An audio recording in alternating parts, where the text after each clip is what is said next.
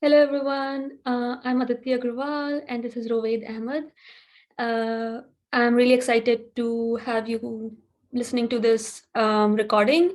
We will discuss how Rowaid Ahmad matched into neurology in the USMLE for Match 2022. I met him during the application season and I felt he was an excellent candidate because his passion for neurology and his determination towards neurology I felt was applaudable.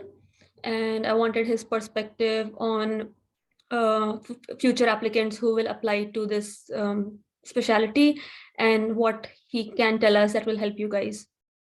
So, hi Rovid, tell us a little about yourself. Hi, Aditi. Thank you so much for doing this for all the aspirants for neurology. And I hope that I can help today with them, finding their passion and direction for applying and everything.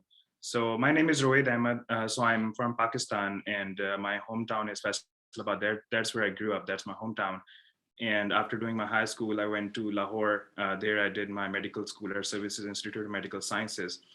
And and after completing a medical school, I started studying for USMLE exam, step one and step two I gave after I graduated. And after that, I applied for match. I matched at University of Texas Medical Branch in Galveston.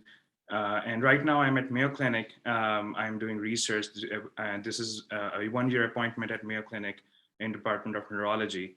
So this is like my major thing that I did in my medical journey. And one of the like unique things that happened during my education was that I went for an exchange semester during MBBS. In my final year of MBBS, I came here for an exchange semester to University of Northern Iowa. So it was a pre-med semester. So maybe this was a unique thing in my CV, which might have helped. So I want to share that. And and something like perky about me is that I love cooking. And even today, like we have an iftar dinner at my home, so I'm cooking biryani, and I've invited a bunch of friends over there. So yeah, that's like a brief story of me. I kind of wish you had math somewhere near me so I could have like enjoyed your cooking, honestly. Uh, You can always come over and visit. so the second question I would like to ask is like, can you tell us more about your portfolio and Yeah, your scores, sure, what you applied with? sure. Yeah. So it's still going, or you're gonna cut this thing in the middle? No, it's going. Oh, it's going. Okay. So my portfolio. So I gave my USMLE step one and step two after I graduated, and my scores are 220s and 230s in step one and step two respectively.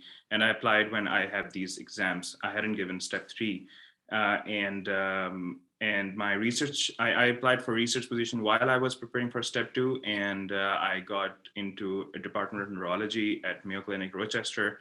I started working with my PI, who is an MS expert here. So by the time I was applying, I had like a couple of publications, not that much, but my position here was like the recommendations that I got from my PI was strong, and I think that must have helped me in successful matching. And other than that, I tried to get US clinical experience, but I couldn't get any electives because during my medical school, I did that exchange semester. So I didn't have time for that. And even like right now, because of COVID, I couldn't get any clinical experience outside, but my PI was generous enough to offer me an observership at his MS clinic. So that was my only clinical experience in US. So I applied with that. And yeah, so what else should I say? Um, so when you say you exchanged semester in University of Iowa, Yeah, yeah. was that like a 6 month total semester exchange, and did you get to like rotate like as a medical student? What was that? Yeah, so that wasn't related to medical as such. That was pre-med semester in which I studied like pre-med subjects like genetics. I studied neurosciences. So it wasn't related to like I didn't do any electives at that time. I didn't rotate any hospital. That was just a semester, a college semester. But it was something unique, and it gave me a lot of different kind of life experience during that time. So I mentioned that, and that exchange semester was a scholarship by State Department. So it was to so there was like multiple uh, workshops on leadership during that journey. And there was a bunch of students they took from undergrad in Pakistan and took them to US and placed them in different universities here. And I think it was very good experience overall. So yeah. And when you say you applied with your step one and step two scores, so did you give like the OET or did you give the CS? Yeah, so I applied through the pathway, clinical pathway. So I gave OET. Yeah, I did apply for CS, but because of COVID, that couldn't happen. So I applied to the through the pathway. Yeah. And when you say research, you had a few publications. Can you tell me like the exact number? Did you have like posters or like literature review, case reports? Like, can you tell me the exact number of publications you had and what kind? So I had two publications which were mainly collaborations with other people. They were not even first author publications. While I was preparing for my exams, I used to collaborate with different people. So that's what it was. But it wasn't something major. But I applied with that. But I think the recommendations that I got from my PI related to the research that I was doing currently, I think that helped a lot. And during the time when I was sending letter of interest, I used to mention that, yeah, while I'm working here, I'm getting these publications. So I used to mention them and update my CV through those letter of interest. So that's what I did during. But when I applied, it was just like 3 months into my position at Mayo Clinic. But my PI was generous enough. Again, like he gave me a strong letter of recommendation. Okay. Um, so can I ask like how did you approach finding a research position in Mayo? Like, especially maybe in neurology, did you like actually go into the Mayo department and email everyone? Did you go through LinkedIn? Like, how did you find the position? Yeah, so people who are applying neurology, I would like to say that research is very major in neurology. I think more than scores, they see your dedication for neurology as a field. And I think neurology is a very research heavy field. So for that, you have to show your research experience. And I would say that while you're preparing for exams, like during that time, you can start applying for a research position. So what I did was that I targeted like top 10 research institutions in the US, Mhm. and I emailed the faculty in those in the neurology department. And one thing that you have to make sure is to personalize the email, that you have to show interest in their area of research, whatever they are working in, and personalize it, and explain it to them, like why this position is important for you, how will this help you in your future endeavors. Just be honest about what your future goals are in terms of applying for residency and all. And I would say that, yeah, so while you're studying, just make it a drill. At the end of the day, like I used to email 50 people at the end of the day, 50 emails. So don't think that after like 200, 300 emails you get maybe a reply. So you just have to keep going with emailing people. So maybe you might have to email hundreds or maybe a couple of thousand of emails before you get any position. But I would say just keep going and keep reaching out for this position, because I think research is important in neurology. It helps a lot, and it also gets you through into the research system. So once, if you are a research trainee, even if you are not paid, so you have a chance of getting a paid research position while you apply for a match. So I think it's a great opportunity to get into the system through research, and then you can further work things out. I think one really great point you mentioned was how many emails you've had to send. I feel like when I ask people that they should just cold email like faculty and try to generate interest, I think like 100 email you can see like sounds a lot, but Yeah. like you might not get even one reply, and that is kind of disheartening. And you have to keep emailing. Like I remember like one of our friends also saying that he emailed like 2,000 people before he got like one interview. Yeah. So I Yeah. agree. I think like that is. And another thing I want to mention, that when you're approaching the faculty, like three components of the email you have to keep in mind. One is the body of the email, in which you're trying to approach the faculty. That's how you're interacting with the person, the body of the email. And then you attach with it your CV, and a cover letter. Cover letter is like a personal statement, and your CV, and just keep the tone very professional and very passionate, and just try to show your interest in the whole thing, about neurology, about the research, and about their research. So I think personal statement or the cover letter and the CV is same, but I think with the body of the email, you should definitely try to personalize it according to what the faculty is working on in research, and try to relate to that and show interest in their research work. So I think I think that can be a good strategy to reach out to the faculty and be successful in getting a research position. Thank you. Yeah. The other thing I wanted to say, you said like you had a strong letter of recommendation from your PI, but who were the other people who wrote you a letter of recommendation, considering you did not have a clinical experience?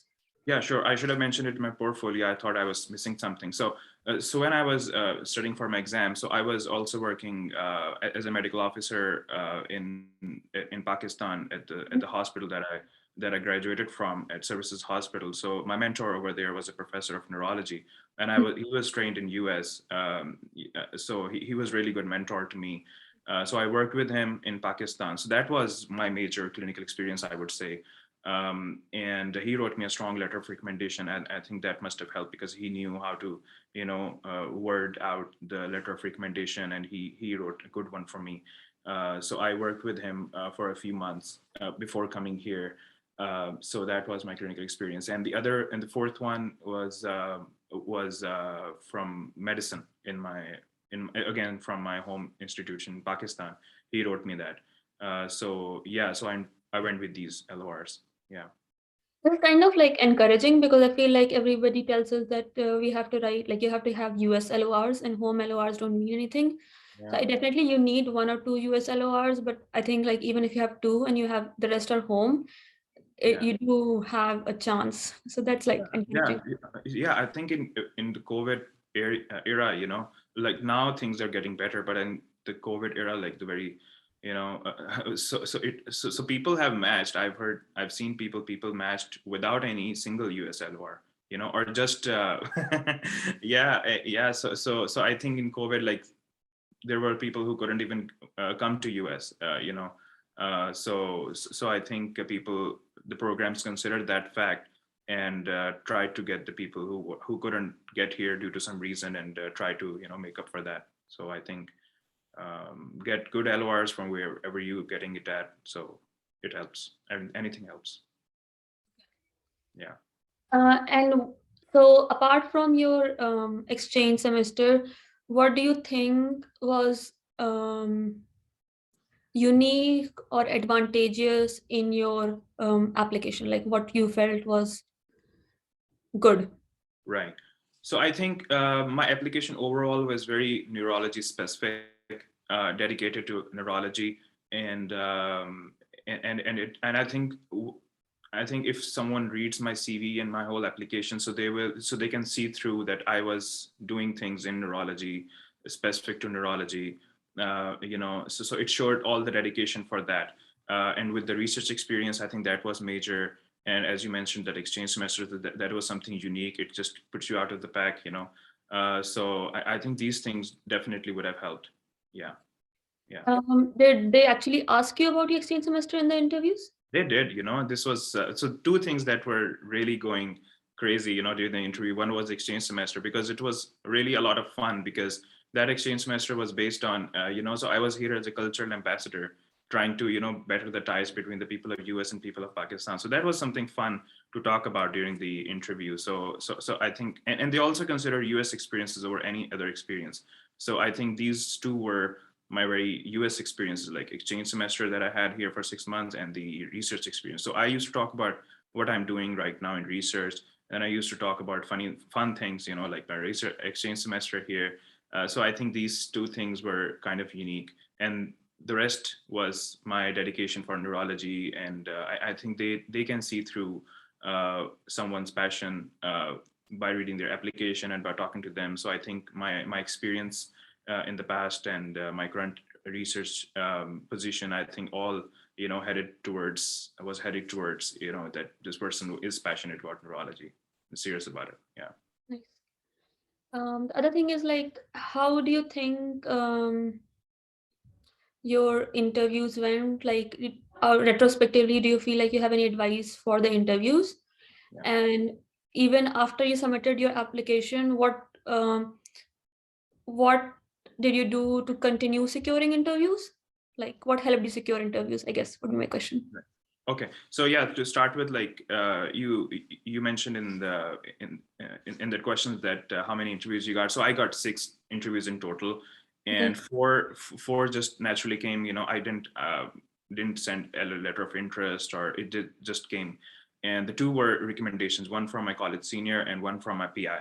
But the position that I matched at was that game itself, and it just came the interview from UTM became like just 3 days into my application submission. And I was just amazed that did they even read my application? It's just 3 days, you know. Yeah, but it turned out during the interview that they really liked my application, and some people did get interview like a couple of months later from their program. But I think they just got my application, maybe caught an eye, or maybe was in the first in the list, maybe. So yeah, so interview experience was good. Any a particular question about that? But did you have like any weird questions in the interview, or one question that was repeated a lot during the Right. interview? Right. So yeah. So I think the very pet questions during the interview, like what are your weaknesses, what are your strengths, um, and where do you see yourself in the next 10 years? You know. So I think all these questions, although they are pet and you prepare a lot for them, but I have one advice for answering any of the questions, that try to relate uh, these questions with something like, I mean, you are interested in neurology, or try to make yourself a good fit for the program, for the community, and try to show like you're there to give, you know, to the program, to the community over there. You're trying to learn from there. So even if you're giving an example in your weakness or in the strength, try to show your learning attitude. Try to show humbleness in what you learned from that. Just try to spin those stories in this manner. Just to show your humble nature, learning attitude, passion, or a giving nature to the community. I think just try to spin those answers in certain way. I think that helps. It's not always about the right answer, it's about how you answer them. So I think just be a little careful about that. It's not about the right answer, and never learn answers. Just try to spin answers in a way that it sounds well. I think like how you said humbleness, I think is really important, which I also felt during my interview season, Mhm. that if since there are already so many capable people and a lot of people are intelligent, for teamwork and to be able to work with other people, you need to have that humility. And the Yeah, other second point about contribution, I think like as doctors, we're supposed to be like in a profession of service. So I yeah, think that is something that they really appreciate, that you want to help. yeah, yeah, I yeah. think those are good points. Yeah, and I think another thing was that like there was a friend, like she used to practice with me, and I would just tell her that don't memorize the answers too much. Just try to like make it more natural. Make it sound more natural. So I think don't over prepare too much. Just think about the ideas that are in your head. The type of ideas that you want to radiate during the interview, and the ideas that you stand for, and think that you want to be, and why do you want to be that, your goals, your passions. I think if you have that certain ideas very strong, so I think you can improvise good answers during the interview rather than preparing for them too much. I think that comes out very repetitive, or sometimes it comes out like someone has really over prepared something, or they just crammed this stuff. So I would say just be less restrictive and be more open to answering questions, because I think sometimes there are questions that just catch you off guard. Like I had to answer a question to one of the PDs of a program. So he asked me the question that it's a very unusual question, but I'm going to ask you this question. He asked me that if you were not a doctor, what would you be? So it's a different, unique question. So I just didn't take a second just to tell them that I would have been a chef, because I love cooking. And I spent the answer in a certain way, that I want to be a chef because I love cooking for people. I love hosting people.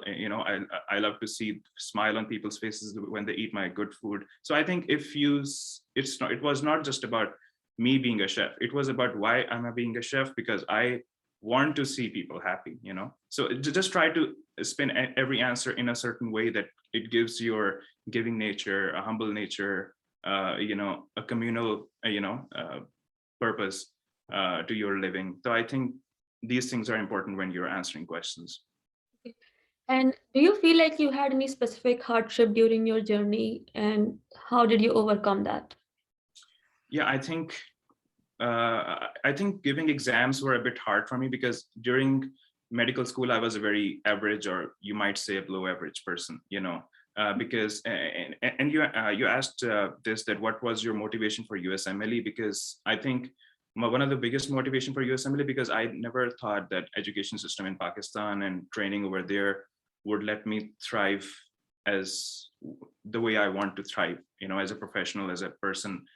So my motivation for USMLE was that, because I wanted to train in the system like this, where there's more resident centered or student centered approach towards learning, and the learning environment is much better. So this was a major motivation. So, and when I entered in medical school, I was kind of lost in the middle, because and I just dropped average to below average as a student, because I couldn't find that learning environment or that kind of mentors or teachers that I was used to before in my school. Mhm. So I struggled during that time, and then I went for the exchange semester. So that solidified my motivation to come to US, because I saw here the learning environment was more student centered here, and the learning overall was really good, and they train you and they just listen to you, and it's more of a teamwork based kind of a learning. So those things really motivated me even more.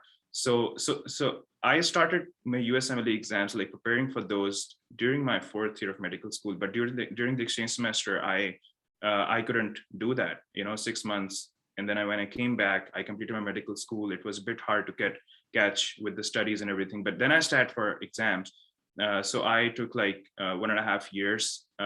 So that was, I think, a hard time to beat, and I didn't do anything during that. I just focused on exam, because I just wanted to get through these exams. So I think preparing for exams was kind of hard for me, I agree. but once I got through that, I think I got back into life, and I think this research position was really helpful for me. And I know every part is a struggle, but I think for me, giving exams was a bit hard to sit and you know do those exams. And I think that's a good hardship, in the sense that I feel like a lot of bloggers out there talk Yeah, about like 260 plus scores or 270 plus scores, and most of them, like, who are thinking of USMLE, get disheartened that, like, yeah, if they don't score that high, they don't have a chance. But right, there's so many colleges and community programs and good programs that, like, don't like always look at 260 scores. They really like want to see how like contributing or like good person you are.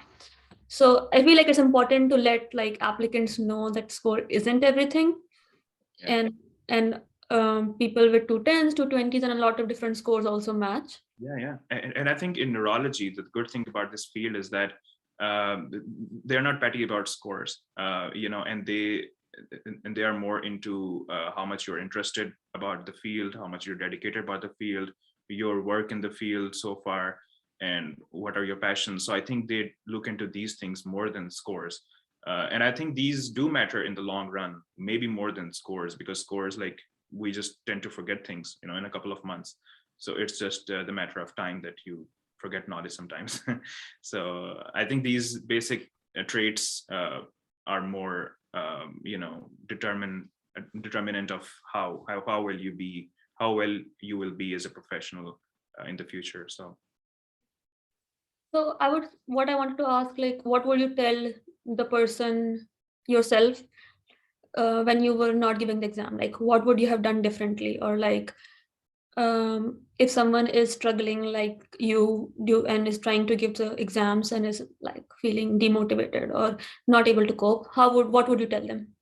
right. So I think the biggest advice for anyone pursuing this journey, and especially people coming from countries like ours, like Pakistan, India. So I Mhm. think, and you have to go against the tide, you have to go against the system.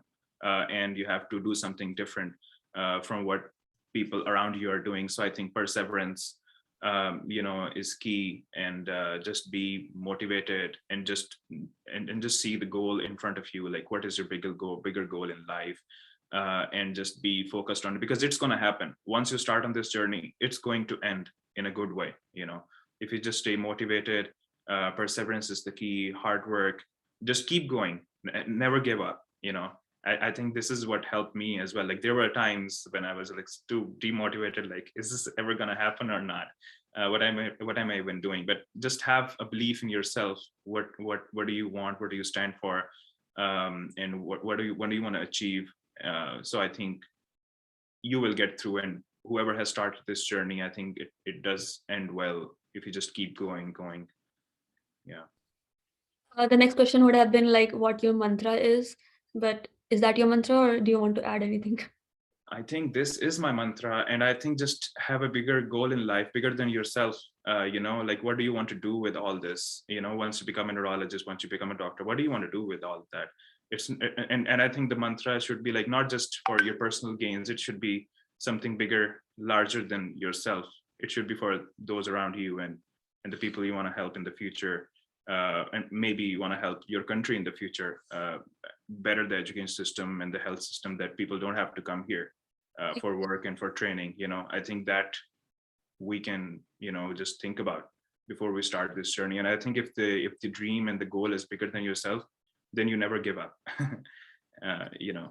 Because we usually give up when we get tired, but when our goals are bigger than ourselves, so I think we can always, pick ourselves up and start all over again. Is there something I'm not covering and that you still want to share? I think I want to say that make neurology your passion, not a backup. I think this is something I would like to say, that it shouldn't be your backup. It should be your passion. I think if you have that kind of mindset, and if you write your application and your CV with that mindset, so I think it makes a huge difference in your wording, when you're looking for positions, and when you're showing your work, your experiences, all those things should show that you were aiming for this particular thing. So I think with that dedication and with that passion and with that focus of neurology, I think that can really help you in being successful. Yeah. Thank you. Do you mind if I share your Instagram ID? Or Sure. Right. I think like maybe the neurology applicants can probably message you if they want. Yeah, sure. Why not? How did I do? I don't know what I said. Let me pause recording.